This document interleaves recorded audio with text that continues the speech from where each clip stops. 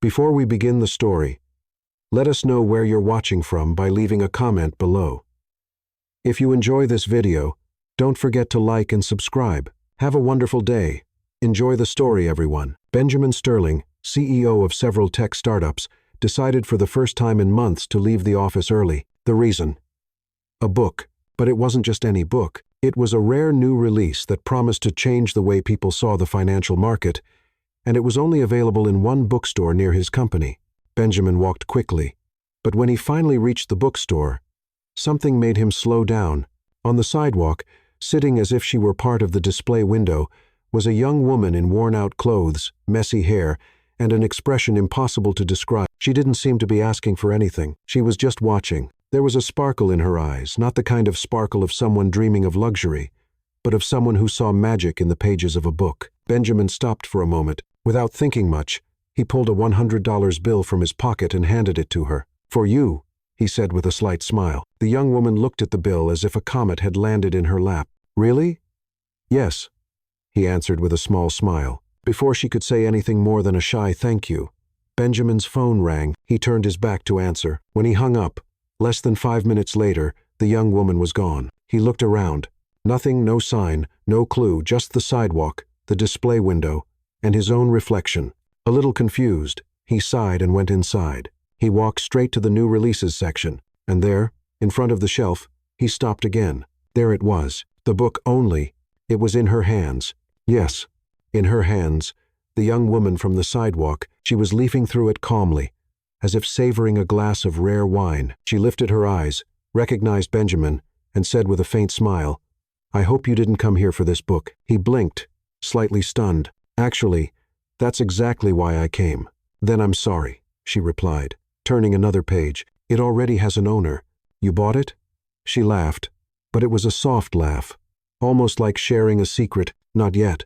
I'm short on money. I only have $102, she said, patting her pocket. "With the 100 you gave me," Benjamin frowned, "but the book costs $120. "That's right," she answered, shrugging. "Maybe another day I'll be able to buy it. This isn't the first time I've come here just to look at it." Benjamin stayed quiet. She spoke so naturally, as if this was just another ordinary Tuesday when you have almost everything. But not enough. "Well, since neither of us has the book," he said, taking a deep breath, "I'm going to buy it. I want to read it too." She raised her eyebrows. "Really going to take the candy from a child's mouth?" "If the child has $12, I'd say she's quite advanced for her age." She laughed. "But since you're going to buy it, promise me at least that you'll read it 3 times with a highlighter." He said, "Okay. Point for you. But you should know this book will change your mind. Maybe even your life." "That's exactly why I came here," said Benjamin, politely taking the book from her hands. "And by the way, I'm Benjamin Sterling," she replied, shaking his hand in a theatrical way. "Nova, book addict, future billionaire by intellectual merit, and master at counting pennies." "Do you always introduce yourself like that?" "Only when I get $100 from a stranger who looks like a bored CEO. I'm not bored." "Then maybe you're hiding it badly." Benjamin shook his head, smiling. This conversation was completely outside the script of his daily routine, and strangely, he was enjoying it. "How about I buy you dinner to make up for the loss of the book?" "Tempting, but I prefer to keep investing in knowledge." The stomach growls, but the mind is grateful. "How about coffee?" "The bookstore coffee isn't great, but at least it's hot." "Only if you promise to stop looking at me as if I were a character in a documentary." "I promise." "Then, let's go. I have strong opinions about this book cover and about life in general." As they walked toward the cafe, a bookstore employee passed by with a puzzled look, as if he had just witnessed a scene from a romantic comedy between a businessman and a lost character. The bookstore cafe had that vintage charm that made anyone feel like they were in an indie movie. Benjamin and Nova sat at a small table by the window, while she kept examining every detail of the place, as if it were a museum. So, Benjamin began stirring sugar into his coffee. "I'm still trying to understand how someone chooses books over food." Nova took a sip of her coffee and made a face. "This coffee tastes like water with intellectual ambitions," she said, laughing. "But to answer your question, food sustains the body for a few hours. Knowledge sustains the soul for a lifetime." "Basic math." "Basic math," Benjamin repeated, shaking his head with a smile. "You're one of a kind, Nova." "Thank you. I try to be memorable even when I don't have a fixed address," she replied, pretending to bow while sitting down. Benjamin grew thoughtful for a moment, looking at the book lying on the table between them. "You know what I'm going to do?" he suddenly said, pushing the book toward her. "I'll lend you this book." Nova froze with the cup halfway to her lips. "What do you mean?" "You can keep it for a week. Read it. Take it all in. Make notes if you like." "Why are you doing this?" Nova asked, frowning. "You don't even really know me. For all you know, I could be a scam artist specialized in business literature." Benjamin laughed loudly, drawing the attention of other customers. "Well, if you are, then you're the most cultured scam artist I've ever met," he said. "But seriously, it's because you also really want to read this book. And that way, after you finish, you can tell me if it's worth my time." Nova looked at the book as if it were a disguised trap. "Let me get this straight. You want me to be your personal book critic?" "Exactly. Considering you seem to have solid opinions on everything from bad coffee to investing in knowledge." Nova tapped her fingers on the table. "And what if I don't give it back? Then I'll have to sue someone with no fixed address. It'll be interesting to explain that to my lawyer." Nova burst out laughing. "Fine, I'll accept. But just so you know, I'm a tough reader. If the book is bad, I'll write such a devastating review that you'll want to burn every copy. I'm willing to take that risk." They finished their coffee talking about investment strategies, and Nova surprised Benjamin by quoting authors he himself only knew by name. When they left the cafe, the sun was already setting, painting the streets of New York with that golden light that made everything seem a little more magical. "Do you have somewhere to keep the book?" Benjamin asked as they walked down the sidewalk. Nova patted a worn canvas bag slung over her shoulder. "I've got my bag here. It already has a few books I bought and others I found," she said with a mischievous smile. "They all live in harmony regardless of their origin." Benjamin looked at the bag. Clearly too small to protect a $120 book. "And where do you usually read?"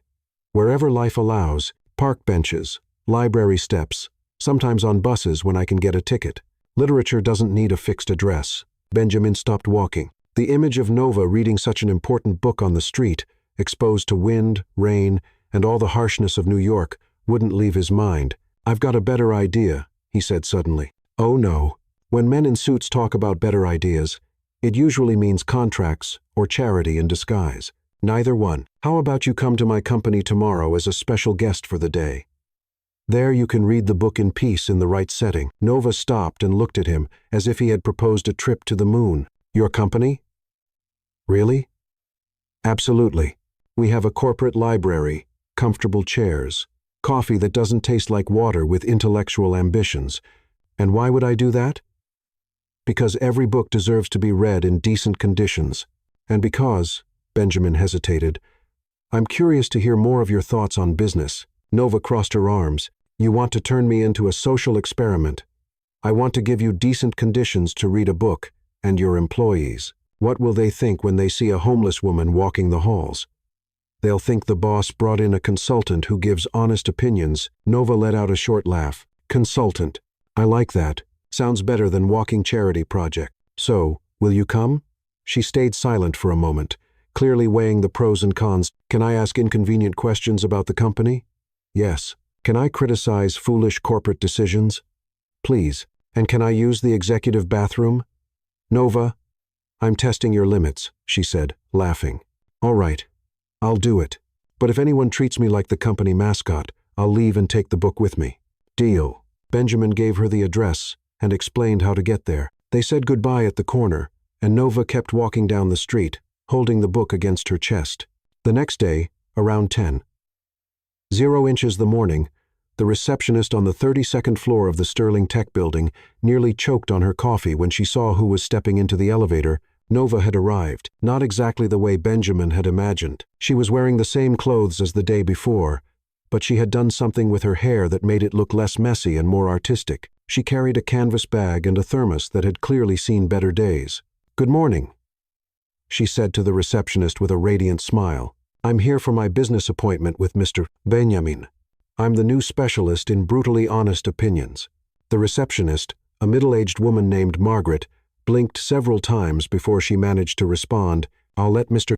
Sterling know you're here. Please just call me Nova. Mom makes me feel like I owe taxes." Margaret picked up the phone with slightly trembling hands. "Mr. Sterling, your consultant has arrived." While she waited, Nova looked around the lobby with genuine interest. She walked up to a decorative plant and started talking to it in a soft voice. "Hello, dear. You look well cared for. I bet you never had to worry about a fertilizer budget."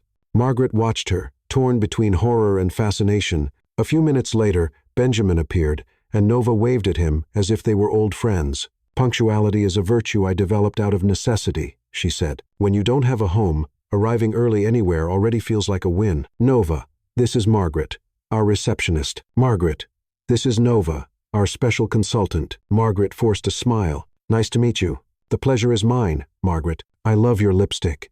It goes perfectly with your expression that says, 'What on earth is going on here?'" Benjamin coughed to hide a laugh. "Come on, Nova. Let me show you where you can get comfortable to read." As they walked down the hallway, employees stopped what they were doing to watch the unlikely pair. Nova greeted everyone with disarming ease. "Hi everyone, I'm Nova, consultant in alternative reality. If anyone wants unsolicited opinions about productivity, I'll be available." One of the managers, clearly confused, whispered to a colleague, "Who is she?" Nova turned toward him with a smile. "I'm someone who heard your question and didn't pretend not to. A very underrated skill in the corporate world." The manager turned red, and Benjamin quickened his pace, leading Nova away from the scene. "You promise not to cause trouble," he murmured. "I promise not to be a mascot." "Causing trouble is part of my basic personality," she replied, adjusting the bag on her shoulder. "Relax, Benjamin. I'll read our little book and give you my honest opinion. Isn't that what you wanted?" He looked at her hair, artfully messy, confident smile, posture of someone who didn't owe explanations to anyone, and realized he was smiling, too. That's exactly it. Benjamin guided Nova through hallways that looked like they belonged in a corporate design magazine. Glass walls, strategically placed plants, and that productive silence only tech offices seem to have. "This is our corporate library," he said, opening the door to a large room with floor-to-ceiling shelves and armchairs that looked more expensive than minimum wage. "Make yourself at home." Nova walked in and spun around, her eyes shining. "This is practically a temple. It even has that smell of new books mixed with expensive air conditioning. There's coffee on that table, water, some snacks. If you need anything, just ask Margaret. Margaret and I are practically best friends already. She has a very honest facial expression." Benjamin laughed and left her with the book. Nova settled into one of the armchairs, opened to the first page, and dove into the reading as if it were the last thing she'd ever do. 40 minutes later, she got up to look for a restroom. Benjamin had given her quick directions, but the company was bigger than she had imagined. After 3 identical hallways and 2 wrong turns, Nova found herself in front of a glass door with people gesturing animatedly inside. Naturally curious, she peeked in. There was a huge board covered with diagrams, flowcharts, and what looked like a prototype of an app. 5 people were in a heated discussion, pointing at different parts of the board. Nova pushed the door open slightly. No one noticed. "So the user clicks here, goes to this screen, then back to the main menu," said a young man with glasses who looked no older than 25. Nova moved closer, pretending to look for something, but in reality analyzing what was on the board. After a few minutes of watching, she couldn't hold back. "Sorry to interrupt," she said, making everyone turn toward her. "But don't you think this is a little confusing?" The young man with glasses, whose name was Tyler, looked at her as if she had spoken in Mandarin. "Confusing how?" "Well," Nova pointed at the board, "the user will have to click at least 6 times to do something that should take no more than 2 clicks. It's like asking someone to cross the whole city to buy bread at the bakery right on the corner." A red-haired woman named Sarah frowned. "And you are?" "Nova, specialist in unsolicited efficiency and a hobbyist interface critic." Tyler crossed his arms. "All right, Nova. And what would be your brilliant suggestion?" Nova walked to the board, grabbed a marker, and quickly sketched a simplified version of the flow. "How about this? Direct menu. Main options on the first screen. Submenus, only when necessary. The user shouldn't need GPS to navigate an app." Sarah looked at the drawing, then at her colleagues. "This actually makes sense." At that moment, Benjamin appeared at the door with 2 other members of the tech team. He stopped when he saw Nova leading an improvised presentation. "Nova, weren't you reading?" "I was, but I got lost looking for the bathroom and ended up finding this," she said, gesturing to the board. "I hope you don't mind me sharing a few unauthorized technical opinions." Benjamin looked at the board, then at the team, who seemed torn between impressed and confused. "What kind of opinions?" Tyler answered before Nova could. She basically redesigned our interface in 5 minutes. And she's not wrong.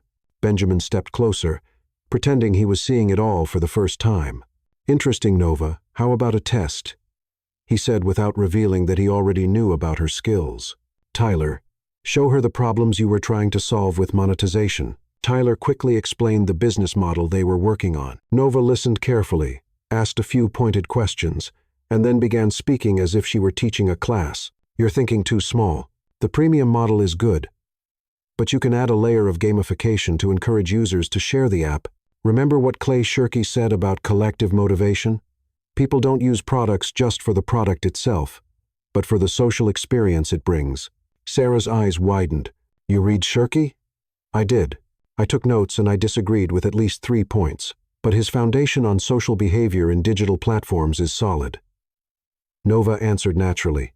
By the way, if you implemented a reward system based on the digital dopamine concept that Near Isle developed, but added a touch of social responsibility, you could create a positive cycle. Tyler removed his glasses and cleaned them, clearly processing what he had just heard. You just quoted Isle and suggested an engagement strategy we've been trying to build for 3 weeks. Well, Nova said with a sly smile, you took that long because you were thinking like a company. I think like a user who has tested every kind of app looking for online job opportunities. Desperation teaches a lot about intuitive design. The room went silent for a moment. Then Benjamin started laughing. Not a polite meeting laugh, but a genuine laugh he hadn't had in months. Everyone, he said, once he regained control, meet our new consultant in user reality. One of the developers, a young man with dark hair named Jake, raised his hand as if he were in school. Can I ask something? Where did you learn all this?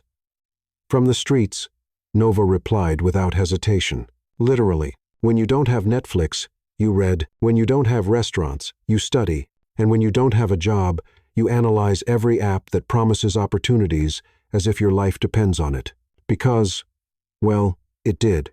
Sarah laughed. That's brutally honest. Brutal honesty is my specialty. Along with movie reviews of ones I watch from the electronics store window and food critiques of meals other people throw away, the whole room laughed and Tyler shook his head in admiration. You know what? I'm going to start calling you the sidewalk genius. I like that, Nova said, making an exaggerated bow. It's better than consultant, without a fixed address. Jake joined the fun. Does the sidewalk genius have more devastating opinions about our work? I have a list. Do you want to hear my analysis on why you use 3 different shades of blue without a consistent visual logic? Please don't, Sarah said, laughing. My ego can't take any more truth today. Benjamin watched everything with an expression he couldn't quite figure out himself. Seeing Nova interact so naturally with his team, making them laugh, while giving genuinely useful insights, stirred something inside him. When was the last time he had so much fun in his own office? When was the last time a meeting ended with laughter instead of boring notes? Well, he finally said, I think our sidewalk genius deserves a proper coffee after this spontaneous consultation. Only if it's not the kind that tastes like water with intellectual ambitions, Nova replied. My taste buds have already suffered enough for one lifetime. Tyler offered to show her where the good coffee machine was, and the whole team left the room, chatting excitedly with Nova, who kept making funny comments about everything she saw. Benjamin lingered behind for a moment, staring at the board where Nova had redrawn the app's workflow. It was simple, elegant, and worked better than anything they had come up with. He shook his head, smiling to himself. Who was this woman? The rest of the day went by like a whirlwind. Nova had turned into a sort of in-house celebrity with employees quietly showing up to hear her opinions on everything. From the office furniture arrangement to the quality of the restroom toilet paper. Seriously, she was saying to a group in the break room, who picked this paper? It feels like sandpaper pretending to be hygiene. As if someone decided basic comfort for employees was an unnecessary luxury. Laughter filled the space as Benjamin walked in. Nova, can I talk to you for a minute? She waved goodbye to the group with theatrical flair. Folks, keep the toilet paper revolution going without me. I'll be back. Benjamin led her to his office where she immediately walked to the window overlooking the city. Wow, from up here, New York looks like a very well-made computer game, she said. I bet you've never stopped to really admire this view. Actually, no. I stay too busy looking at spreadsheets, Benjamin replied, sitting on the edge of his desk. Nova, I have a proposal for you. Oh, no. When executives make proposals, My trouble radar goes off automatically. How about staying here at the company for a week, testing our products, giving feedback, being our official consultant on, well, everything? Nova turned to look at him, one eyebrow raised. A whole week? Yes, you clearly have a talent for seeing things we miss. And the team, well, they're more energized today than they've been in the last 3 months. And what exactly would my role be? Corporate clown, motivational mascot, real user experience consultant with daily pay. Of course, Nova crossed her arms. Before I accept anything, I need to make a few things clear. First, I'm not an employee. I'm a temporary independent collaborator. Agreed. Second, I'm not a charity case. If I do a bad job, you fire me without mercy. Deal. Third, if anyone treats me like a social project or makes condescending comments about my situation, I'll disappear faster than mall Wi-Fi. Understood. Nova paused, looking out the window again. You know what bothers me most about proposals like this? You people never ask what I want in return.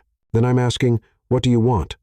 Full access to the corporate library, including the expensive books locked in that cabinet, she said, pointing to the glass case. Good coffee, and a space where I can stay without feeling like a tourist at my own workplace. Benjamin smiled.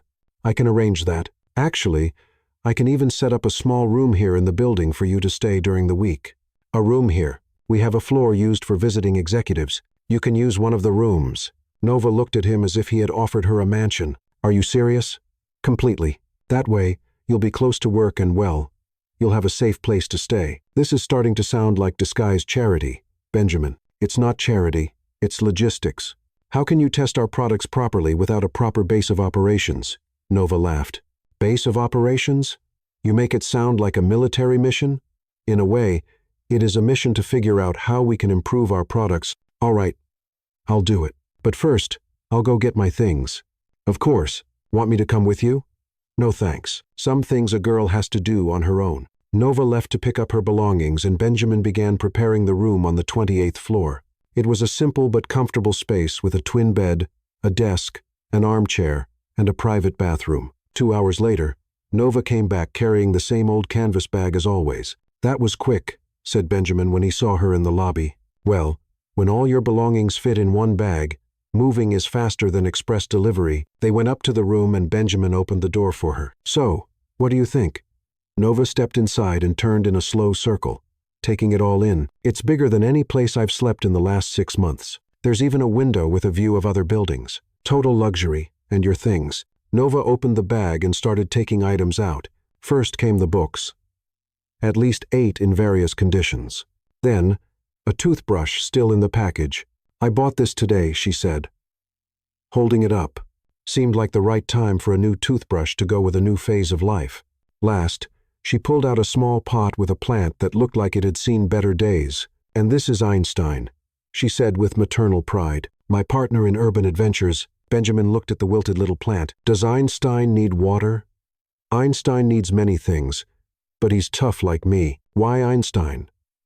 Because he has that wild genius look, and because when I talk to him, I can pretend I'm having deep intellectual conversations. Benjamin laughed. You talk to plants, don't you? They're great listeners. They never interrupt, never ask dumb questions, and never tell you to think positive. That makes sense. It was past 7 inches the evening by the time Nova had settled her things. Benjamin looked at his watch. You must be hungry. How about some dinner? As long as it's not someplace fancy where I have to pretend I know which fork to use. I know the perfect place. Benjamin took her to the company's rooftop, where there was a small lounge area with a few tables and a panoramic view of the city. Didn't expect this, said Nova, admiring the nighttime lights of New York. Neither did I. I only found this place when I started working late and needed some fresh air. Benjamin had ordered Chinese food, which arrived shortly after. When they opened the containers, Nova made a face. Gourmet instant noodles. Interesting strategy. It's actually authentic ramen, Benjamin said. Nova patiently. This is reheated ramen with vegetables in disguise. But okay. I'll teach you how to eat properly. She picked up the chopsticks that came with the meal and started demonstrating the proper technique. First, you hold them like this. No, not like that. You're holding them like a weapon. They're for eating, not for attack. Benjamin tried to copy her, but ended up dropping half of his noodles. This is harder than coding an app. It's all about practice and patience. Two things executives don't usually have in large supply. After several failed attempts, Benjamin finally managed to eat a few noodles without dropping them. I did it. Congratulations. You're now officially qualified to be a 5-year-old at any Japanese restaurant. They laughed and kept eating, chatting about everything and nothing. Nova told hilarious stories about her experiences on the street, turning hard times into funny anecdotes. One time, she said, I slept on a park bench next to a statue. In the morning, I woke up to a tourist trying to give me money because he thought I was part of the art installation. And did you take it? Of course, art is art. The conversation flowed naturally, full of laughter and comfortable silences. When they finished eating, they just sat there, looking out at the city below, the night breeze playing with Nova's hair. You know, said Benjamin softly. Today was the most fun I've had at the office in, well, maybe ever. Nova looked at him and something shifted in the air. The smile faded from her lips, replaced by a more serious, intimate expression. Benjamin, they were sitting closer now, and Benjamin could see the tiny golden flecks in her brown eyes. Nova leaned in just slightly, and for a moment, it felt like Benjamin's phone rang. They pulled apart instantly, the moment bursting like a soap bubble. Sorry, he muttered, looking at the screen. It's important. Of course, said Nova quickly, standing up. I'll head down. I need to check if Einstein is adjusting to the new place. She walked off in a hurry, leaving Benjamin alone on the rooftop, still holding the phone that had already stopped ringing. He looked toward the door she had just gone through and sighed. What on earth was happening to him? The next morning, Nova woke up in the most comfortable room she'd had in months and decided she was definitely going to talk to Einstein about the strange tension from the night before. Listen, Einstein, she said, watering the little plant with tap water. Something almost happened yesterday up on the rooftop. You saw it, right? Of course you did. You were there in spirit. Einstein didn't answer, but his leaves looked slightly less wilted. Exactly. I also think it was a good thing the phone rang. Imagine the mess if I had kissed my temporary boss on my first day at work. I'd be fired before breakfast. She got dressed and went down to meet Benjamin, who had looked slightly awkward since he first saw her. Good morning, he said, avoiding direct eye contact. Did you sleep well? Like a rock. Real beds are such underrated technology, Nova replied cheerfully. And you? Did you take care of that important call from yesterday? It was just spam telemarketing. Nova gave him an amused look. Telemarketing at 9 at night. They're getting pretty aggressive. Before Benjamin could answer, Tyler came running down the hallway. Benjamin, did you see this? See what? Tyler showed his phone with an Instagram post that already had thousands of likes. It was a photo of Benjamin leaving the company building the afternoon before, and in the background, almost unnoticeable, was Nova entering the building. The caption says, Billionaire CEO and mysterious consultant shake up Wall Street. Tyler Reed. The comments are going crazy trying to figure out who she is. Nova leaned in to see the picture. Wow, I look photogenic even when I don't know I'm being photographed. Maybe I should consider a career as a background Instagram model. This isn't good, Benjamin muttered. The press is going to start digging. Relax, said Nova. What's the worst that could happen? They find out I'm homeless and have opinions about apps. Not exactly a scandal. As if the universe had heard, Margaret rushed in. Mr. Sterling, there's a reporter downstairs asking about your new business partner. And also, a very well-dressed woman, insisting she needs to come up. Benjamin closed his eyes. What's her name? Vivian Blake. Nova saw Benjamin's expression change completely. Who's Vivian Blake? My ex-girlfriend, he said through his teeth. Influencer has 2 million followers and 0 patience for being ignored. Oh, said Nova with a dangerous smile. This is going to be fun. 5 minutes later, Vivian Blake stormed into the office like a blonde hurricane dressed in pink. She was exactly what Nova expected. Perfect hair, flawless makeup, clothes more expensive than a car, and that artificial confidence only money and online validation can buy. Benjamin, darling, Vivian said loudly enough for the whole floor to hear. We need to talk about this embarrassing situation. Vivian, you can't just show up here. Of course I can. We're still friends, aren't we? She finally noticed Nova, who was watching with scientific interest. And you must be the assistant. Actually, said Nova, standing up, I'm the unfiltered reality consultant. It's a new position I just made up. Vivian looked her up and down with the kind of stare that usually comes before a rude comment. How interesting. And how long have you been working here? Since yesterday, but I've already gathered more insight in 24 hours than some people in years. Good for you. Vivian said with a fake smile. Benjamin, can we talk in private about this strange phase you're going through? Strange phase? Asked Nova, feigning innocent curiosity. Do you mean the phase where he hires people based on talent instead of follower count? Vivian turned to Nova, eyes flashing with barely hidden anger. Excuse me, but who are you again? Nova. And you must be the ex he mentioned, the influencer with 2 million followers and zero tolerance for being ignored. Benjamin talked about me. Just the essentials, said Nova with an innocent smile. Influencer ex-girlfriend. Dramatic entrance. You're following the script perfectly. Benjamin cleared his throat, trying to cover a laugh. Vivian stepped closer to Nova with a look that promised trouble. Listen here, dear. I don't know what game you're playing, but Benjamin and I have history. You're just a temporary novelty. Temporary novelty, Nova repeated thoughtfully. Interesting. Is that how you define people who bring real value? Because from what I've gathered, your role in his life was more decorative. At least I never needed charity. Charity? Nova laughed genuinely. Sweetheart, I was hired on merit. Maybe you should try that sometime. It's freeing. Vivian turned red. Benjamin, are you going to let her talk to me like that? Benjamin looked between the two women, that clearly enjoying himself more than he should. Well, Nova has a point. She was hired for her skills, not for connections or other factors.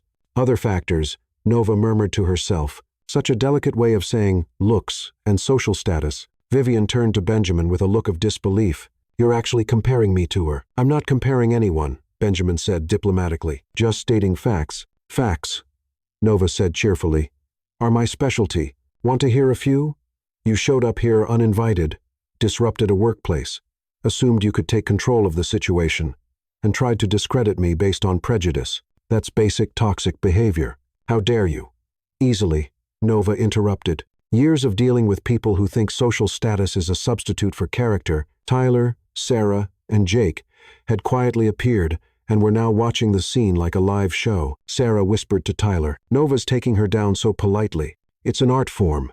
Vivian realized she had an audience and changed her strategy, putting on a victim tone. Benjamin, I can't believe you're letting this person attack me like this after everything we've been through. Vivian, Benjamin said firmly, Nova's not attacking you. She's just being direct, brutally honest. Nova corrected. It's my trademark. This is ridiculous, Vivian said, flipping her hair back dramatically. When you're done with this social experiment, call me. I'll be waiting. She walked out with heavy steps, leaving behind a trail of expensive perfume and indignation. As soon as she was gone, the whole team that had witnessed the scene started clapping. That was better than Netflix, Jake said. Nova, you officially became my hero, Sarah added. Tyler shook his head in admiration. The sidewalk genius strikes again. Nova took a bow. Thank you. Thank you. I'll be here all week. Don't forget to tip. Benjamin walked up to her trying to keep a serious face. Nova, you shouldn't have. Well, actually, that was impressive. Someone had to put her in her place. And I've got plenty of experience dealing with people who confuse privilege with superiority. Where did you learn to do that? When you live on the street, you learn fast how to spot and neutralize predatory behavior. Basic survival. At that moment, Margaret appeared again. Mr. Sterling, the reporter is still downstairs. And now there are 3 more. They're asking about the mysterious woman who won the CEO's heart. Nova and Benjamin looked at each other. Won your heart? Nova repeated. Wow, they don't waste any time. What should we do? Benjamin asked. Nova gave a mischievous smile. How about we give them a story that's actually interesting? Benjamin felt a chill in his stomach. Knowing Nova, that could mean anything. But part of him was curious to find out exactly what she had in mind. The next day, Benjamin arrived at the office with a sense of determination he hadn't felt in a long time. The media had spent the night speculating about his mysterious consultant, and some of the social media comments weren't exactly flattering. She must be really good at what she does to impress a CEO like that, one said, or really good at other things. Another replied with a winking emoji. Benjamin found Nova in the corporate library talking to Einstein while reading a book on consumer psychology. Good morning, Einstein. Did you sleep well? Oh, right, you don't sleep. I forgot. Plants do photosynthesis, not dreams, she was saying when Benjamin approached. Nova, I have a proposal. Another one? You're becoming dangerously generous, she said, marking her place in the book. What is it this time? A startup game. I'll invite some well-known entrepreneurs to an informal meeting. You'll present your ideas, They'll ask questions, and everyone leaves smarter. Nova gave him a skeptical look. This is to prove I'm not just a charity case with opinions, isn't it? Maybe? And you think I care what other business people think of me? No. But I care what they think of my professional judgment. Nova closed the book and stood up. Interesting. So, you want to use my intelligence to validate yours like a corporate version of my girlfriend smarter than yours? That's not exactly it. It's exactly it. But fine. I'll do it. It'll be fun watching executives try to categorize someone who doesn't fit in their boxes. Benjamin smiled. Relieved. Great. The meeting is at 2 this afternoon. Shall we head upstairs to my office and get your presentation ready? They walked over to the elevator, and Benjamin pressed the button for the 32nd floor. The elevator started moving normally, but after a few seconds, it stopped abruptly between the 28th and 29th floors. Is this normal? Nova asked, looking at the panel with blinking lights in a confusing pattern. Benjamin pressed several buttons, but nothing happened. No. Our elevators usually work perfectly. Oh, Nova said with a mischievous smile. I think someone's playing a little game with us. What do you mean, Benjamin? I may not have a college degree, but I know a trap when I see one. Someone in this company isn't too happy I'm around. Benjamin called maintenance using the elevator intercom, but only got an automatic message saying a technician would be available in about an hour. An hour, Nova repeated. How convenient. They sat down on the elevator floor. Benjamin unesi. Nova surprisingly calm. You know, she said. I've slept in worse places. This elevator is actually kind of cozy. Nova, I'm really sorry about this. I don't know who would do something like this. Relax. Let's use this time for an honest conversation. When was the last time you were stuck somewhere without being able to work, check emails, or make calls? Benjamin thought for a moment. Honestly, I can't remember. Then think of this as forced therapy. They sat in silence for a few minutes, until Benjamin decided to ask the question that had been on his mind since the day he met her. Nova, can I ask you something personal? Sure, I'm not promising I'll answer, but go ahead. How did someone as smart as you end up in the situation you were in? Nova sighed and leaned back against the elevator wall. That's a long story. We've got time. I lost my parents in a car accident when I was 22. She began looking down at her hands. They were all I had. No extended family, no support system. Benjamin felt a tightness in his chest. I'm sorry. I fell into a deep depression, the kind where you forget you need to eat, sleep, work, live. I lost my job, then my apartment. By the time I started coming out of the worst of it, I was already caught in a downward spiral that was hard to reverse. And then? Then I found out the world isn't very welcoming to people with gaps in their resumes and no fixed address. Nobody wants to give a second chance to someone who looks like they failed spectacularly at life. But you're brilliant. Being smart doesn't pay rent, Nova said with a sad smile. After a while, I realized complaining wasn't going to help. The only solution was to learn so much that it would be impossible to ignore me. Hence the books. Every cent I could find went to literature, free online courses, anything that could make me indispensable. Because when you have nothing, knowledge is the one thing no one can take from you. Benjamin looked at her with a kind of admiration that went beyond anything professional. Nova, you're the strongest person I've ever met. I'm not strong. I'm stubborn. There's a difference. It's the same thing. It's not. Strength is a choice. Stubbornness is therapy. They looked at each other in silence, and Benjamin felt something shift in the air between them. Nova was no longer the sarcastic consultant or the witty homeless woman. She was just a woman who had been through unimaginable pain and came out wiser and braver. Nova. He moved closer to her, and she didn't pull away. In fact, she leaned in slightly toward him. Benjamin's eyes locked on her lips, and he was just about to. The sound was so loud and unexpected that they both pulled back instantly. That was my stomach, Nova said, turning red. Sorry, I forgot to eat breakfast. The romantic moment vanished completely, and Nova, clearly embarrassed, began singing to break the silence. Oh, rebellious little tummy, why do you growl so loud? You're my faithful companion, but your timing's not so proud. La mysterious digestion. Benjamin burst out laughing. You just made up a song about your own hunger. It's an underrated talent, Nova said, pretending to be serious. I'm a social emergency songwriter, available for weddings, graduations, and romantically disastrous situations. Romantically disastrous? Well, we almost kissed and got interrupted by my digestive system. If that's not a romantic disaster, I don't know what is. Before Benjamin could say anything, the elevator jolted and started moving again. Perfect timing, Nova muttered it. When the doors opened on the 32nd floor, they found Tyler, Sarah, and Jake pretending they were just passing by. Oh, hi, Sarah said with a very innocent smile. You two were stuck in the elevator. For an hour, Benjamin said suspiciously. Wow, that's awful, said Tyler, trying to hide a smile. I hope it wasn't too uncomfortable. Nova looked at the three of them with an expression like she just figured something out. Interesting. Very interesting. What's interesting?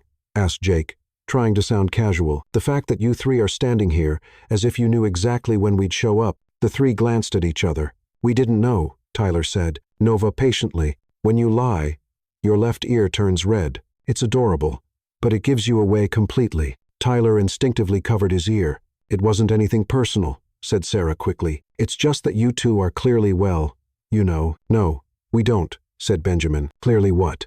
In love with each other, Jake finished, and way too slow to do anything about it. Nova and Benjamin looked at each other, then at the team. So, you sabotaged the elevator just to force us to be alone? Benjamin asked. It was Tyler's idea, Sarah said, pointing at him. Hey, you both agreed to it. Nova burst out laughing. You're terrible and slightly brilliant, but terrible. Did it work? Tyler asked, hopeful. Nova and Benjamin glanced at each other again, remembering the almost kiss in the digestive serenade that followed. Not exactly, said Benjamin, but it was educational, added Nova with a mysterious smile. As they walked down the hallway, Nova whispered to Benjamin, your team is just as committed to romance as they are to technology. Is that good or bad? That depends. Are you ready for more romantic traps? Benjamin looked at her, still thinking about what almost happened in the elevator. Honestly, I'm not sure I want them to stop. Nova smiled. But before she could reply, Margaret came rushing over. Mr. Sterling, the entrepreneurs have arrived for the meeting, and there are more reporters in the lobby. Showtime, said Nova, straightening her shoulders. Let's show them what a homeless woman can do with a real-life MBA. The conference room was filled with some of the biggest names in New York's startup scene. Benjamin had managed to bring together 5 successful entrepreneurs, including Rebecca Chen, who had sold her edtech company for $200 million, and David Morrison, known for his sharp investments in personal finance apps.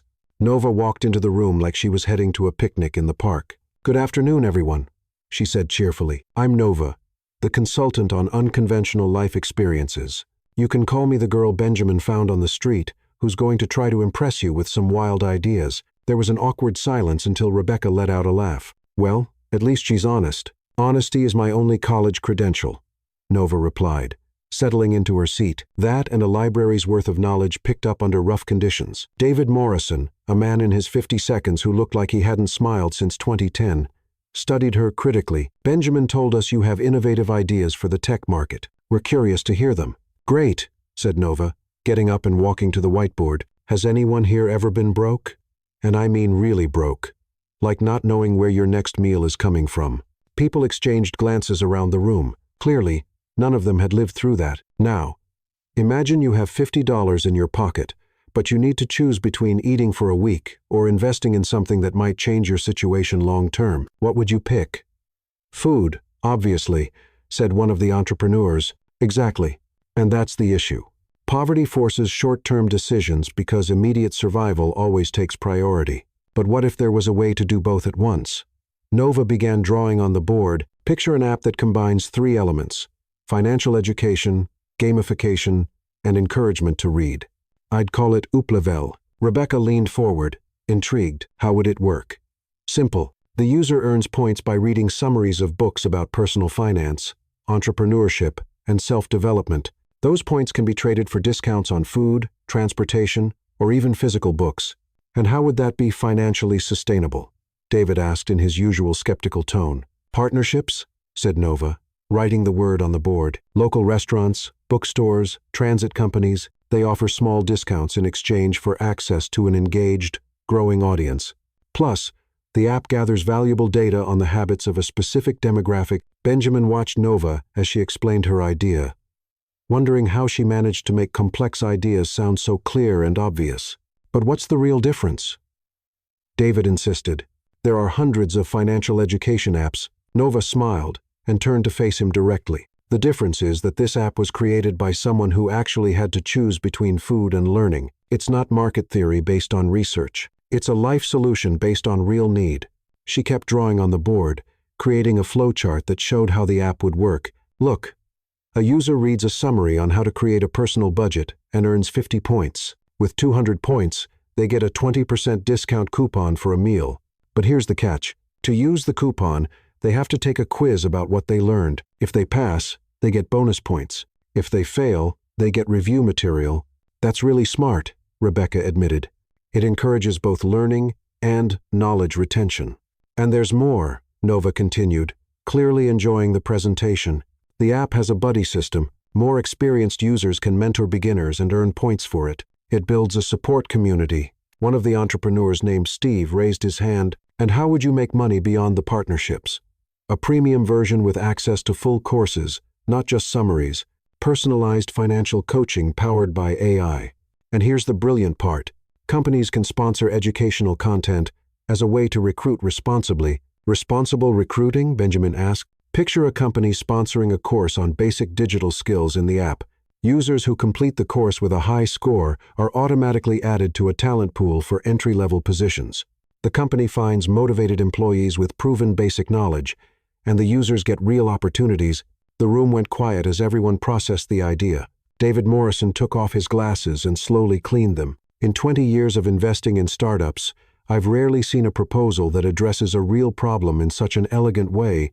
Elegant, Nova repeated. I like that word. It's better than desperate for survival, which is how this idea actually started. Rebecca laughed. Nova, do you have financial projections? Market analysis. I have something better. I'm absolutely sure it works because I know exactly what it's like to be the target audience. How many of you can say that about your products? Steve leaned forward. What if I said I want to invest in this idea? Nova blinked, clearly not expecting that. I'd say you just asked me a question I don't know how to answer. I never thought about investment. I thought about solving a problem. That can be figured out, David said. Benjamin, do you plan to develop this through your company? Benjamin looked at Nova, who seemed slightly overwhelmed by the direction the conversation was taking. That would depend on Nova. Actually, Nova interrupted, I need some time to think about all this. Of course, Rebecca said, but know that you just presented one of the most promising ideas I've heard this year, and one of the most socially responsible, Steve added, after another half-hour discussing technical details and implementation possibilities. The meeting ended with business cards being handed to Nova and promises of future conversations. When everyone left, Nova was alone with Benjamin in the conference room. So, he said, how does it feel being the new darling of Silicon Valley in New York? Nova was looking out the window, a strange expression on her face. Scared, she said honestly. For a long time, this idea was just mine, something I thought about when I couldn't sleep. Now suddenly people are talking about investments and implementation and you might actually change lives for people who are in the place you once were. Yeah, that's what's scary. Benjamin stepped closer to her. Nova, you know you don't have to do anything you don't want to, right? This is your idea, your decision. She turned to look at him. Benjamin, can I ask you something? Of course. Why did you do all this? Why did you bring me here? Give me this opportunity and don't give me some corporate handbook answer about recognizing talent. Benjamin hesitated, searching for the right words. Because you reminded me that there's life beyond spreadsheets and reports. Because you ask questions I should be asking. And because, he paused, because when I'm with you, I laugh like I haven't in years. Nova smiled, but it was a sad smile. Benjamin, you're an incredible person. Generous, smart, funny. When you're not trying too hard to be professional, why do I feel like there's a but coming? Because there is. But I need to figure out who I am when I'm not just surviving. I need to know if I can build something on my own before anything else. Benjamin felt his heart tighten. Are you saying you're leaving? I'm saying I've learned what I needed to. Thank you for everything. But it's time for me to move on. Nova, Benjamin, this isn't about you. It's about me needing to prove I can succeed on my own. Do you understand? He nodded, even if he didn't want to understand. That night, after Nova had gone up to her room, Benjamin found the book he had lent her sitting on his desk with a note marking the final page. Benjamin, thank you for lending me this book, and so much more than that. You've shown me there are still good people in the world. Now I need to find out what kind of good person I can be. Nova. P.S. The book really is revolutionary. You should read it. Benjamin held the note for a long time, wondering if he had just lost the best thing that had ever happened to him. He woke up the next morning with the feeling that something important was missing. The room where Nova had stayed was empty, with the sheets neatly folded and a small note stuck to the mirror. "Thank you for your hospitality. Einstein and I are grateful. N." He spent the morning trying to focus on work, but every time he passed the corporate library or the room where Nova had given her impromptu presentation, he felt a strange emptiness. Tyler showed up in his office around noon. "Boss, where's our sidewalk genius?" "She left," Benjamin said, trying to sound casual. "What do you mean she left?" "She'll be back tomorrow." "No, she decided to move on." Tyler sat down in the chair across from Benjamin's desk. "You let her leave just like that." "It wasn't exactly like that. Benjamin, that woman is a phenomenon. In 3 days, she changed the way we think about products, made the team happier than I've ever seen them, and pitched an idea that had experienced investors drooling, and you let her go." "Tyler, it's complicated." "No, it's not. You're in love with her. She clearly likes you. You work well together, and you let her walk away because you're afraid of what?" "Being happy." Benjamin looked at Tyler, surprised by his bluntness. "She said she needed to find out who she is on her own. And you believe that?" "It's not a lie. I understand her need for independence." "Benjamin, with all due respect, you're an idiot." "Thanks for the support, Tyler." "You're welcome. Now go after her." Benjamin spent the rest of the day trying to work, but it was no use. Around 5 inches the afternoon, he decided Tyler was right. He started looking for Nova in the obvious places. First, he went to the bookstore where they had met. The same employee who had seen them talking said she hadn't seen Nova there. Next, he went to NGOs that supported the homeless. At the third one he visited, a volunteer remembered her. "Oh, Nova. She came by last night. Said she wanted to do volunteer work, help people improve their resumes, but she didn't stay overnight. Said she had other accommodation plans." Benjamin visited public libraries, parks, even some shelters. At every place, he found people who remembered her, always with warmth, always with smiles. "She helped me understand a job application form," said an older man at the library. "She taught me how to use the computer to search for online courses," said a woman in the park. It was as if Nova was leaving a trail of small kindnesses wherever she went. Finally, just as the sun was starting to set, Benjamin found her. She was sitting on a bench in Riverside Park, reading a book with Einstein in a small pot beside her. She looked exactly like the person he had first met outside the bookstore. Same calmness, same total focus on reading. Benjamin approached slowly, as if he might scare off a wild animal. "Interesting choice of reading," he said, trying to sound casual. Nova looked up from the book, without seeming surprised. "How to Win Friends and Influence People" by Dale Carnegie.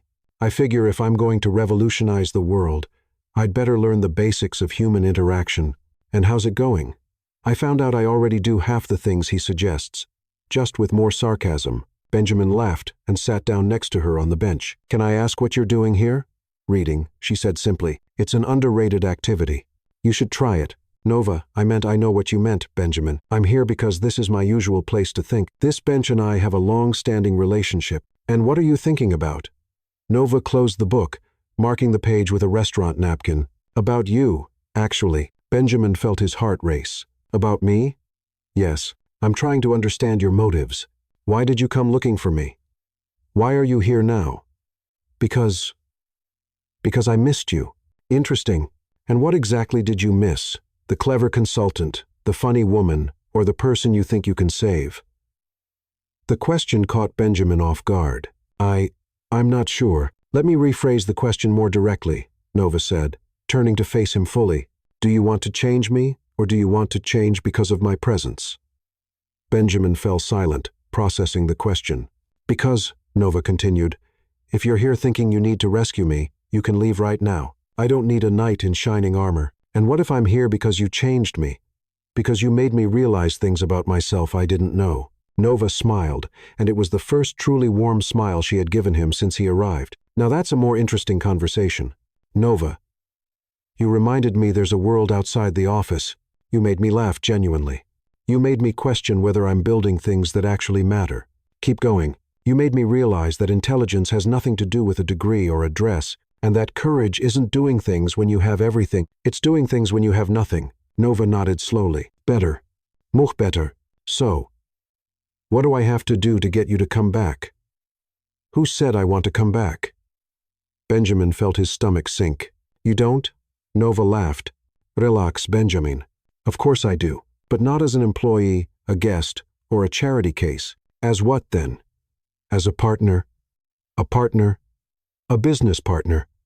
50% of the company that will develop UP-level, shared decisions, shared profits, shared responsibilities. Benjamin looked at her, taking in the proposal. Nova, that's a very serious proposal. I'm a very serious person when necessary, but you don't have experience managing a business, and you don't have experience being poor and still having hope. I think our inexperience balances each other out. Benjamin laughed. You're proposing a partnership based on complementary incompetence. I'm proposing a partnership based on complementary perspectives. You know how to make money. I know what it's like to need it desperately. You understand the market. I understand necessity. You have connections. I have credibility with the target audience.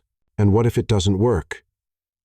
Then we learn something new and try again. Or would you rather spend the rest of your life wondering what if? Benjamin looked at her, hair tousled by the wind, eyes shining with determination, Einstein gently swaying in his pot beside her, and realized there really wasn't a choice. All right, he said, but I have one condition. What is it? High salary, decent housing, and performance-based bonuses. Benjamin, I just proposed a partnership. That was before you agreed to be my partner. Now that you've accepted, I want to make sure you're being treated properly. Nova looked at him with an expression he couldn't quite read. Are you serious? Completely. Even if it means sharing control of the company. Especially because of that. Nova was quiet for a long moment, gazing at the river. All right, she finally said, I accept your conditions, but I also have a surprising one of my own. What is it? Nova smiled mischievously. I want Einstein to have his own office. Benjamin blinked. His own office, with a nameplate on the door and everything. Einstein, consultant in photosynthesis and philosophy. Benjamin started to laugh. Nova, you're teasing me. Maybe. Or maybe I'm testing how flexible you really are as a partner. And what if I say yes?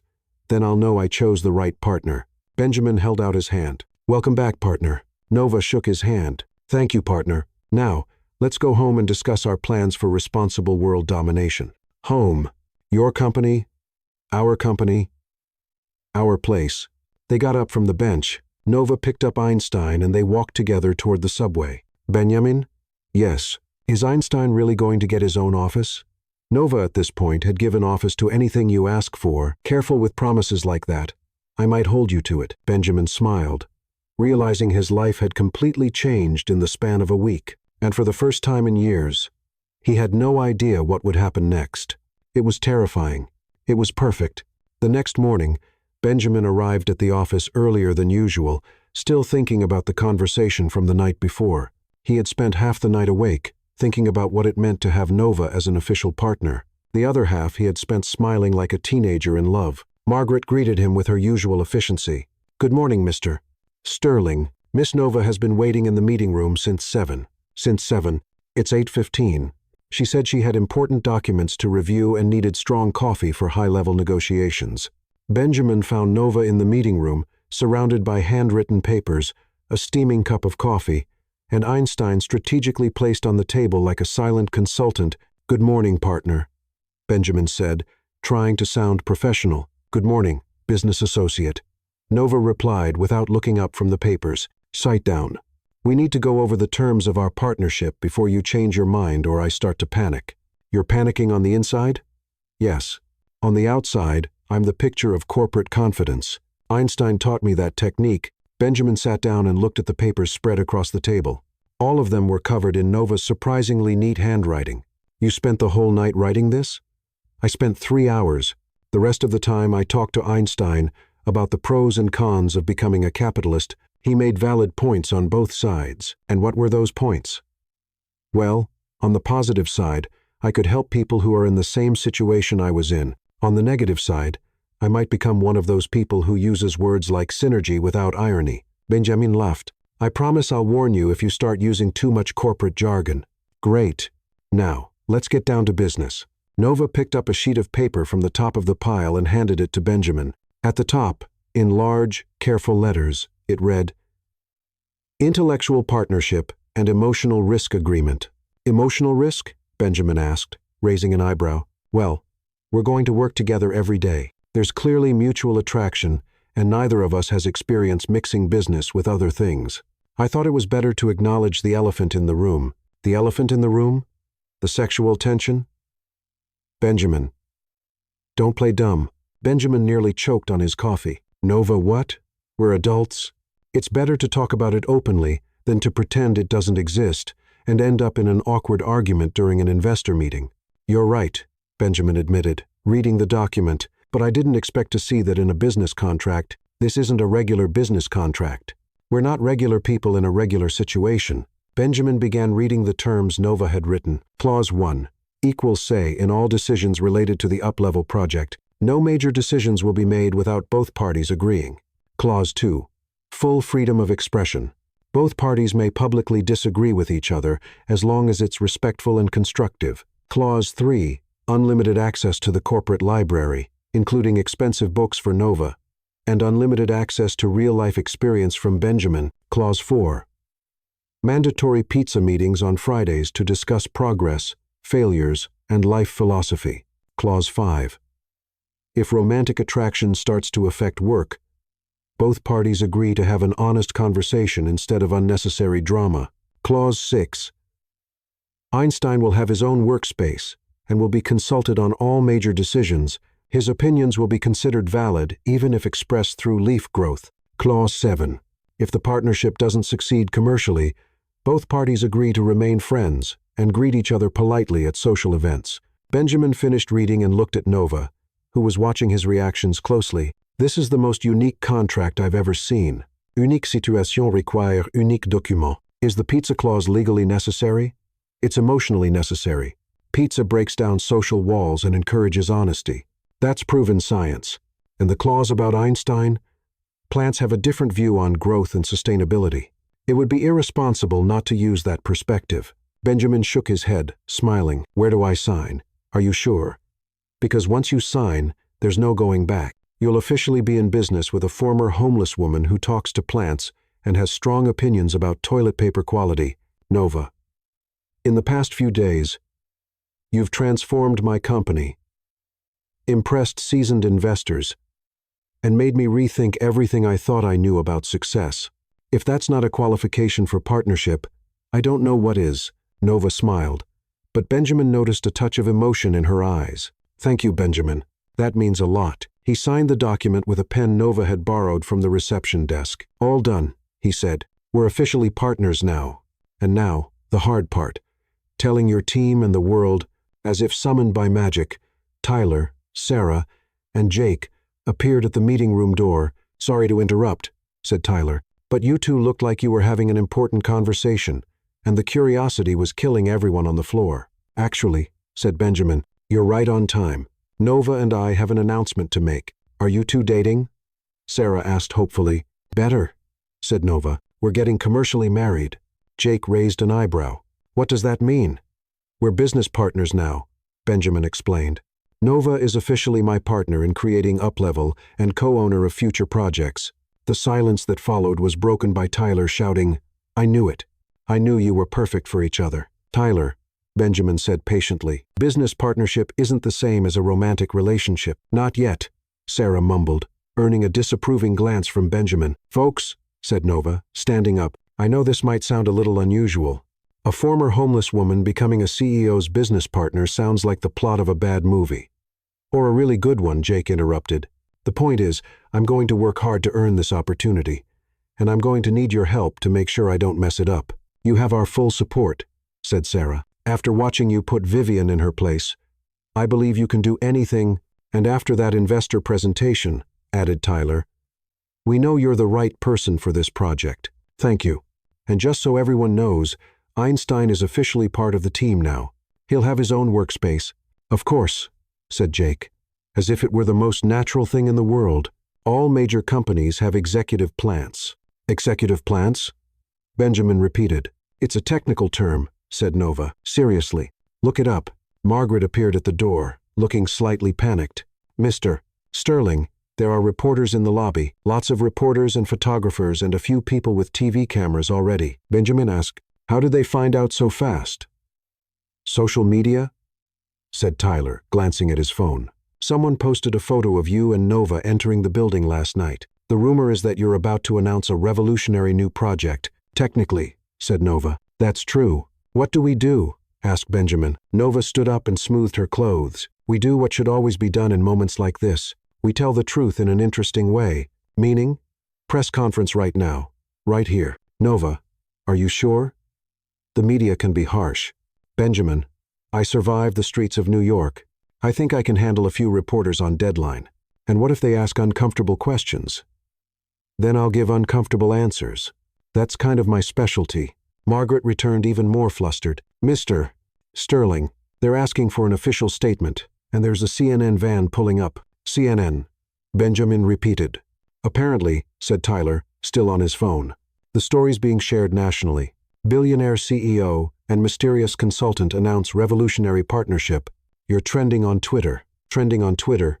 Nova echoed. "Never thought I'd say that. Honestly, I think I preferred being invisible." "Too late now," said Sarah. "You're officially famous." Benjamin looked at Nova, who seemed to be weighing her options. "What do you think? Should we face this together?" Nova smiled, and it was that confident smile Benjamin had come to recognize, one that meant she was about to do something bold. "Of course, but I'm doing it my way." "What way is that?" "The honest way. I'm going to tell them exactly who I am, where I came from, and what we're planning. No filters, no marketing polish, no pretending to be more acceptable than I am." "Nova, that could be risky for our image." "Benjamin," she interrupted, "our strength is in being real. If we start off by lying to the press, how can we expect people to trust us later?" Benjamin looked at her and knew she was right. "As always. All right, we'll do this together. Your way. Our way." Nova corrected him. "We're partners now, remember? How could I forget?" Margaret cleared her throat gently. "Mr. Sterling." "They're getting impatient. Tell them we'll be in the lobby in 5 minutes," Benjamin said. After Margaret left, Nova turned to the team. "Everyone, get ready. In a few minutes, our little company will be in the national spotlight." "We're ready," said Tyler. "And if we're not," added Jake, "at least it'll be interesting." Nova picked up Einstein and settled him on her arm. "Did you hear that, Einstein? We're going to be famous. Hope you're ready for interviews." Einstein, of course, didn't answer, but his leaves seemed to flutter gently in the air-conditioning breeze. "He says he's nervous, but confident." Nova translated. Benjamin shook his head, smiling. "How did this become my life? You complaining?" Nova asked. Benjamin looked at her, slightly messy hair, simple clothes, plant in her arms, a determined smile, and realized there was no place in the world he'd rather be. "Not at all." "Then let's make history." They headed for the elevator, and as they went down, Benjamin had the strange feeling that their lives were about to change forever again. 3 months had passed since the press conference that turned Benjamin and Nova into a national sensation. Uplevel had gone from an idea to reality, with a beta version being tested in 5 shelters across New York. The results were better than anyone had imagined. The annual Sterling Tech event was scheduled to take place at the Grand Ballroom of the Plaza Hotel, and for the first time in the company's history, the tickets were sold out. The press, investors, employees, and even celebrities wanted to see in person the duo that was revolutionizing how technology addressed social issues. Nova spent the morning of the event in complete panic. "Einstein," she said, pacing around the office she now shared with Benjamin. "I don't know if I can do this. Stage, lights, hundreds of people staring at me. What if I say something stupid? What if I trip? What if my stomach growls during the speech?" Einstein, who now had his own desk with a little sign that read, "Sustainability Consultant," gently swayed his leaves in the breeze from the air conditioning. "You're right," Nova continued. "Worrying too much doesn't help.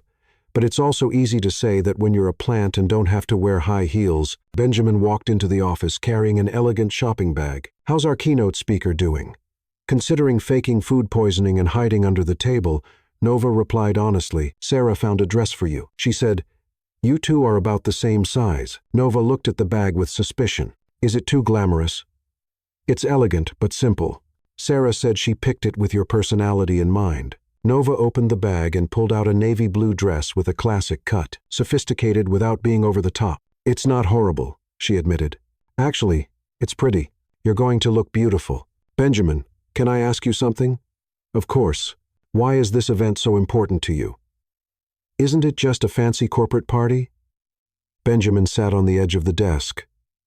Thoughtful, because it's the first time I'm presenting something that really matters. For years, these events were about numbers, growth, market trends. Today, it's about people. It's about showing that technology can be a tool for real social change. And what if I mess it up? Nova, you've already changed dozens of lives through UpLevel. You've turned my company into something with purpose. There's no way you could mess anything up. But what if? What if you're just yourself? Smart, funny, honest, and inspiring, because that's what people will see. Nova Sayhed. Okay, but if I faint on stage, promise me you'll make up a better story than nerves. I promise I'll say it was a dramatic demonstration of how emotion can overpower logic. I like that. I might use it. That night, the Plaza Hotel was transformed. Golden lights, elegant flowers, and a sense of anticipation filled the air as soon as you stepped into the lobby. Nova arrived at the event with Benjamin, and even with the borrowed dress and shoes she swore were disguised torture devices, she looked stunning. Breathe, Benjamin whispered as they entered the grand hall. I am breathing. It might not look like it, but I am. The evening began with a cocktail hour, and Nova quickly found herself surrounded by people wanting to meet her. She handled each interaction with her usual honesty, which only made everyone more impressed. So, you really lived on the street? Asked an investor named Patricia. For 8 months. I wouldn't recommend it as a vacation experience. But it teaches you a lot about priorities and limited resources. And how did the idea for UpLevel come about? When you have to choose between eating and buying a book several times a week, eventually you start thinking of ways to do both at the same time. That's fascinating. It's survival. Nova gently corrected. But I'm glad it turned into something useful for other people. Tyler approached the group. Nova, Benjamin's calling. It's time for your speech. Nova felt her stomach flip already. I thought we had more cocktail time. You've got this, said Patricia, touching her arm. Everyone here is rooting for you. Nova walked up to the stage with legs that felt like jelly. The room fell silent, hundreds of faces looking at her with expectation. The stage lights were brighter than she had imagined, and for a moment, she seriously considered running away. Then she saw Benjamin in the front row, smiling at her with encouragement, and she remembered why she was there. Good evening, she began, her voice sounding steadier than she felt. My name is Nova, and until a few months ago, most of you would probably have crossed the street to avoid talking to me. Soft laughter echoed through the room. Not out of cruelty, she continued, but because I was invisible, one of the thousands of people you see every day but don't really see. I was the woman sitting on the sidewalk, the one standing in line at the soup kitchen, the figure you passed on your way to work. Now, the room was completely quiet. But invisibility teaches interesting things. It teaches that dignity doesn't depend on an address, that intelligence doesn't need a diploma to exist, and that hope can survive in conditions most of you couldn't imagine. Nova paused, looking out at the attentive faces before her. UpLevel. It's a recognition that people in vulnerable situations don't need pity. They need opportunity. They don't need charity. They need tools. When Benjamin found me outside that bookstore, I was staring at books through the window because I couldn't afford to buy any. Today, through UpLevel, people in similar situations are not only reading, but learning skills that are changing their lives. She gestured toward a nearby table. Maria, who is here today, got a job after completing our basic digital skills module. James learned about financial education and now has his first bank account in 10 years. Sandra used our networking system to find permanent housing. Spontaneous applause began to rise across the room, but the most incredible thing I've learned these past few months is that helping others teaches us about ourselves. Every person who has used UpLevel has taught me something about resilience, about creativity, about finding solutions where none seem to exist. Nova smiled, and this time it was a truly relaxed smile. You know what the difference is between someone without a home and a CEO? Sometimes just a string of circumstances. And if circumstances can take everything from someone, they can also give it all back. Our job is to build bridges between those realities. UpLevel is our first bridge, but it won't be the last, because I've learned that when you give someone the tools to change their life, they don't just transform themselves, they transform everyone around them. The audience erupted in long, loud applause. Nova saw people wiping their eyes, others standing and clapping. She looked for Benjamin in the crowd and saw him watching her with an expression she had never seen before. Thank you, she said into the microphone, and remember, we are all just a few circumstances away from needing a second chance. Let's make sure that chance exists." The applause went on for almost 2 minutes. Nova waved and began to walk toward the side stairs of the stage. But Benjamin had come up and was now walking toward her. "Everyone," he said, taking the microphone, "I want to thank Nova for that extraordinary speech. And I want to thank all of you for supporting not just uplift, but the idea that technology can be a tool for social justice." He turned to Nova, who stood beside him, slightly confused as to why he was extending the moment. "But most of all," Benjamin continued, "I want to thank Nova for teaching me that real success isn't about how much money you make. It's about how many lives you change. And Nova, you've completely changed mine." Nova looked at him, and something in his voice made her realize this was no longer part of the official event. "Benjamin," she whispered, "you taught me how to laugh again. You showed me that intelligence comes in forms I had never considered. You showed me that courage is continuing to try when you have nothing to lose, and that generosity is helping others even when you need help yourself." The room was completely silent, everyone realizing they were witnessing something personal. "And you showed me that I've been in love with you since the moment you told me bookstore coffee tastes like water with intellectual ambitions." Nova felt her heart stop. "Benjamin, are you saying this in front of 500 people?" "Yes, because I want everyone to know that you're not just my business partner. You are the most amazing person I've ever met. And I love you." Before Nova had time to fully process what was happening, Benjamin leaned in and kissed her. The room erupted. Applause, cheers, whistles, camera flashes went off from every direction. Nova was stunned for a moment, but then she kissed him back, forgetting completely where they were. When they finally pulled apart, the first thing Nova said was, "Did you plan this? The kiss?" "No, that was completely spontaneous, and probably a terrible decision from a public relations standpoint. And the love declaration in front of half the world, also spontaneous, also probably terrible for public relations." Nova laughed, still in his arms. "Well, since we've already ruined our professional image, can I say I love you, too?" "Please do." "I love you, Benjamin Sterling. Even if your sense of timing for romance is terrible." The audience laughed and applauded even louder. Benjamin took the microphone again. "Everyone, since today seems to be full of surprises, I have one more. Starting next week, Nova will lead our new project, the Digital Opportunities Center, a physical space where people in vulnerable situations will have access not only to UpLevel, but also to in-person courses, mentoring, and job placement resources. And," Nova added, grabbing the mic, "it's going to have the best coffee shop in New York because bad coffee is a crime against humanity."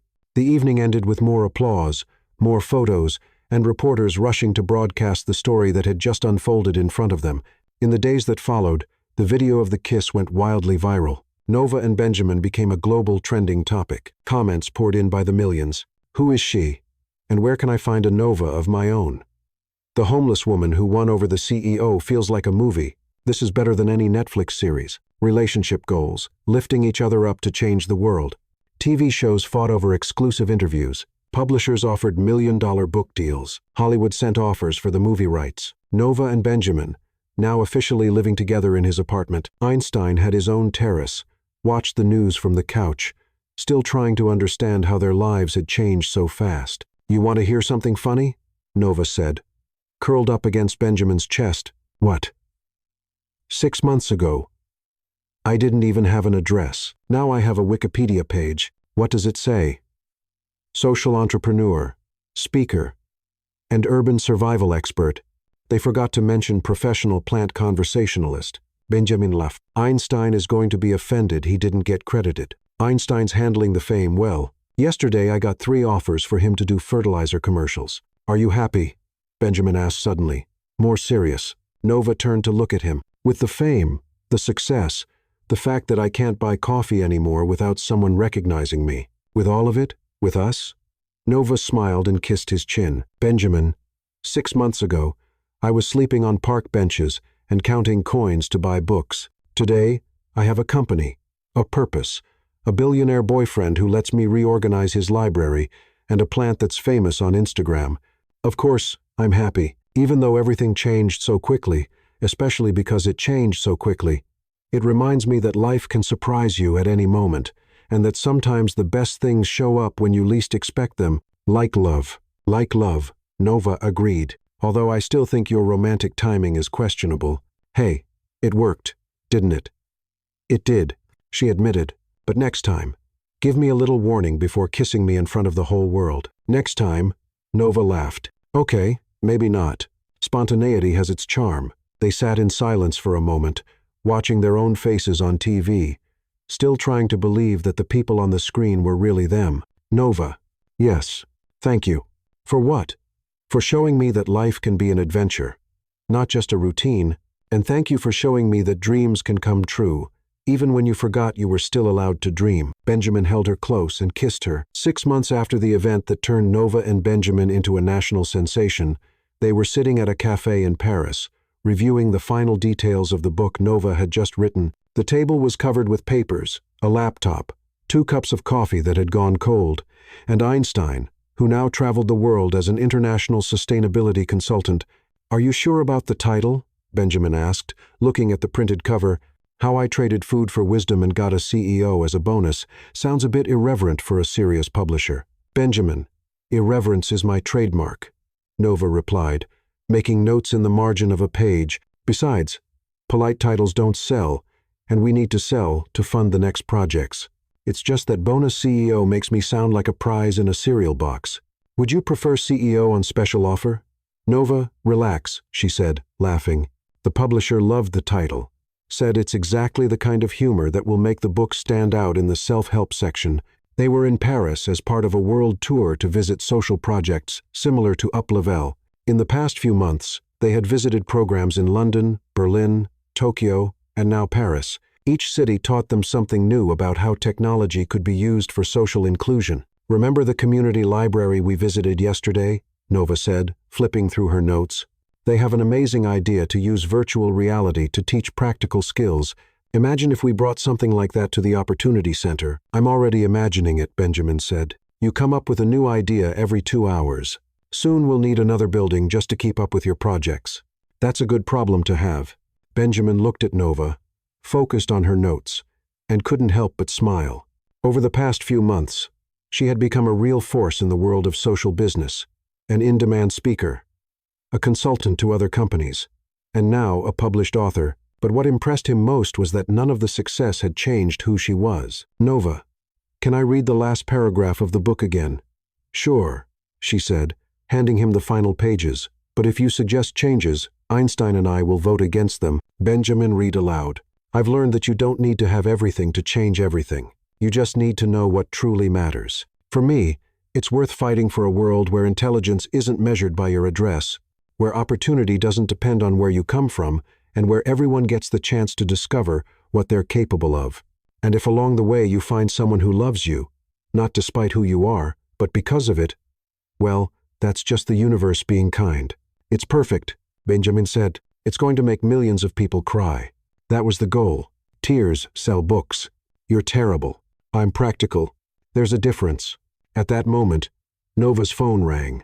It was Sarah calling from New York. Hi Sarah, how are things over there? Nova, I have news. UpLevel just passed 100,000 active users, and the Opportunity Center now has a 3-month waiting list. Really?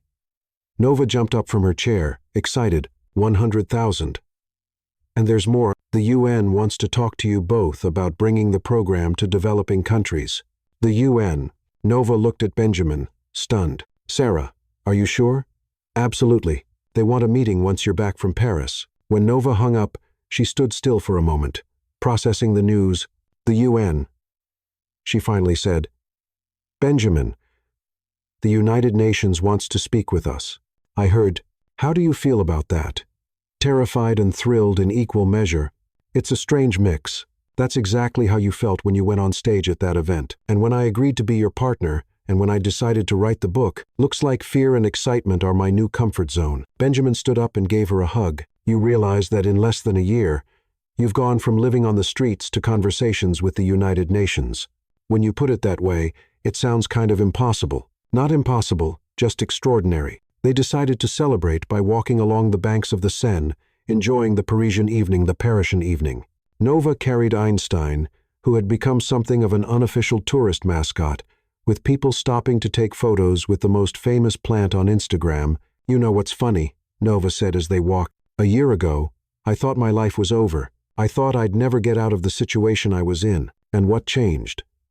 I think I changed my definition of having everything. I used to think it meant a house, a job, stability, all the conventional stuff.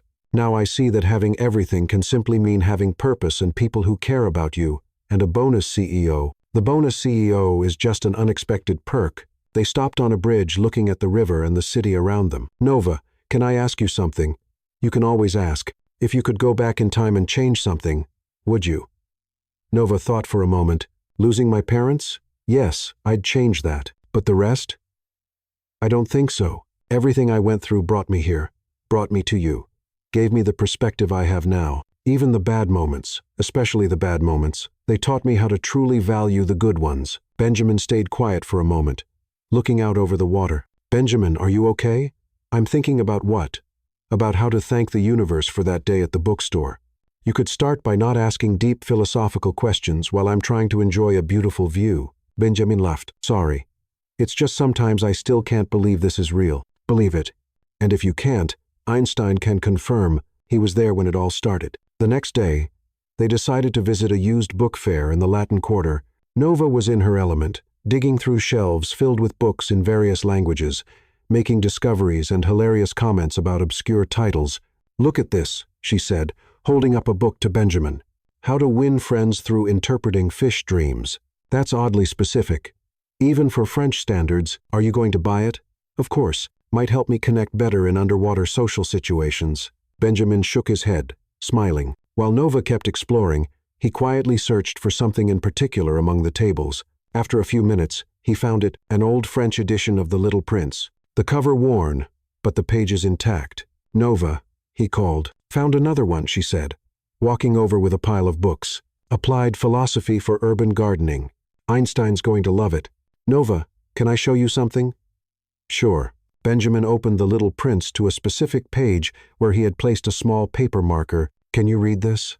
Nova looked at the French text and translated it. It is the time you have wasted for your rose that makes your rose so important. Why do you want me to read this? Because it's true. The time I spent with you, all of it. The conversations, even the debates about toilet paper. That's what made you the most important person in my life.